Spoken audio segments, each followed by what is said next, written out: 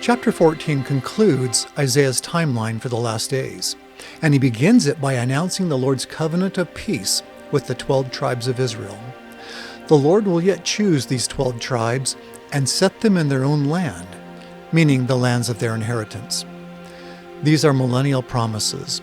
Each tribe will be placed in its own land, and from Zion, stakes will stretch forth around the world. The Lord formally makes this millennial covenant in chapter 54, the only chapter of any prophet that the Lord quoted in its entirety. Here's that covenant, as the Savior quoted it in 3 Nephi. In a little wrath I hid my face from thee for a moment, but with everlasting kindness will I have mercy on thee, saith the Lord thy Redeemer. For this the waters of Noah unto me, for as I have sworn that the waters of Noah should no more go over the earth, so have I sworn that I would not be wroth with thee. For the mountains shall depart, and the hills be removed, but my kindness shall not depart from thee, neither shall the covenant of my peace be removed, saith the Lord that hath mercy on thee. In Zion and going into the millennium, the Lord will promise peace to Israel, even as he once promised that he would never cause the floods of Noah to cover the earth again. This is all part of his millennial covenant of peace. And now, here in chapter 14, Isaiah says strangers shall be joined with the righteous souls in Zion.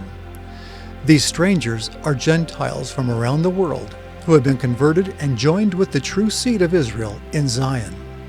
These Gentiles will even bring them to their place, which means these strangers will help bring the seed of Israel to Zion and later to the lands of their inheritance.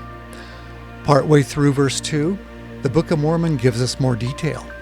It says that these people, both the natural Israelites and the Gentiles assisting them, will come from far into the ends of the earth.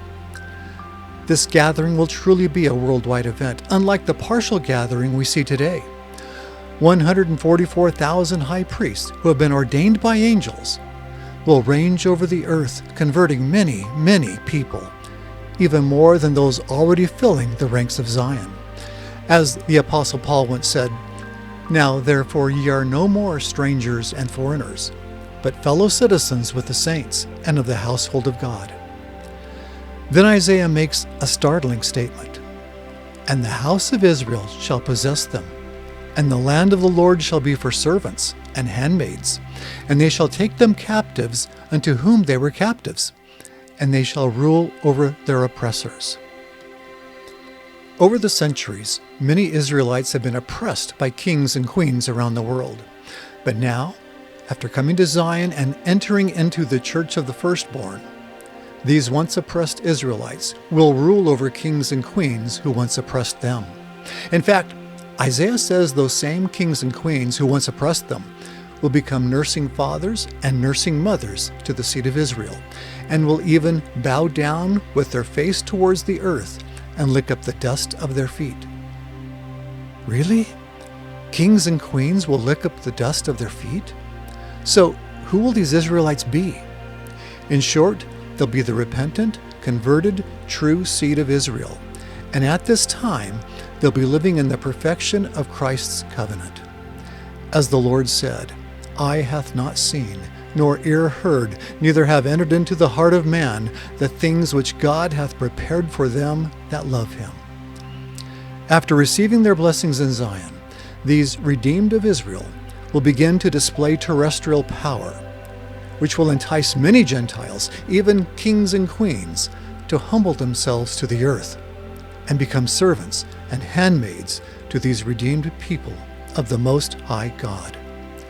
As the Lord said, "Behold, this is the blessing of the everlasting God upon the tribes of Israel, and the richer blessing upon the head of Ephraim and his fellows."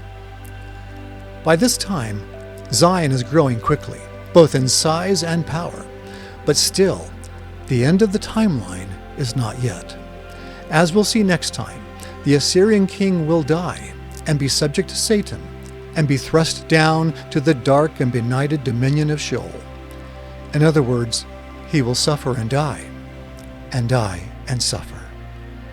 I'm Curtis Taylor with the Words of Isaiah.